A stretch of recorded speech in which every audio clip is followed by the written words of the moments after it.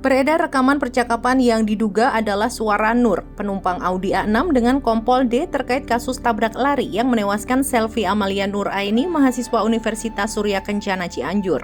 Rekaman percakapan berdurasi sekitar 2 menit 39 detik. Dalam rekaman tersebut, Nur dan Kompol D tengah membahas soal kasus tabrak lari yang terjadi di Jalan Raya Bandung, Desa Sabandar, Kecamatan Karangtengah, Cianjur. Pada kecelakaan itu, Polres Cianjur menetapkan Sugeng, sopir Audi A6 sebagai tersangka. Dalam kesaksiannya yang diucapkan ke wartawan, Sugeng mengatakan bukan penabrak Selvi. Dalam percakapan tersebut, Kompol D sempat meminta Nur untuk tidak menyebut pemilik asli dari mobil tersebut. Nur juga menolak adanya settingan dari kecelakaan tersebut. Namun, Kompol D ingin Nur mengakui mobil tersebut adalah milik John.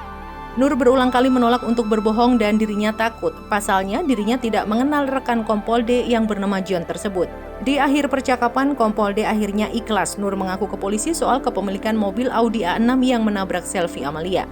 Ketua Tim Kuasa Hukum Sugeng, Yudi Junadi, mengatakan percakapan antara Nur dan Kompol D yang sudah beredar tersebut diambil ketika dalam perjalanan ke kantor hukum seusai menggelar jumpa pers. Nur meminta percakapan tersebut direkam. Pasalnya, Nur takut dengan adanya intervensi sebelum dilakukan pemeriksaan. Setelah itu, setelah maghrib, Nur didampingi kuasa hukum berencana ke rumah keluarga korban Selvi Amalia Nuraini, namun tidak jadi. Sebelumnya, Yudi Junadi buka suara berkenaan penundaan sidang pra-peradilan yang dilakukan PN Cianjur terkait kasus tabrak lari yang menewaskan Selvi Amalia Nuraini. Dia menganggap itu merupakan satu tindakan kontroversial. Sugeng merupakan sopir Audi A6 yang ditetapkan sebagai tersangka kasus tabrak lari.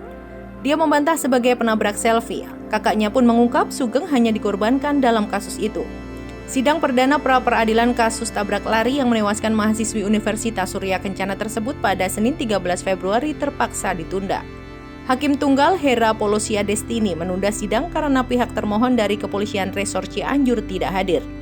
Yudi Junadi mengatakan putusan penundaan sidang pra-peradilan yang dilakukan hakim kontroversial karena secara aturan sidang pra-peradilan jika sudah masuk jadwal harus dilakukan secara maraton maksimal 7 hari. Pihaknya menyayangkan ketidakhadiran penyidik Polres Cianjur sebagai termohon dalam sidang pertama pra-peradilan kasus tabrak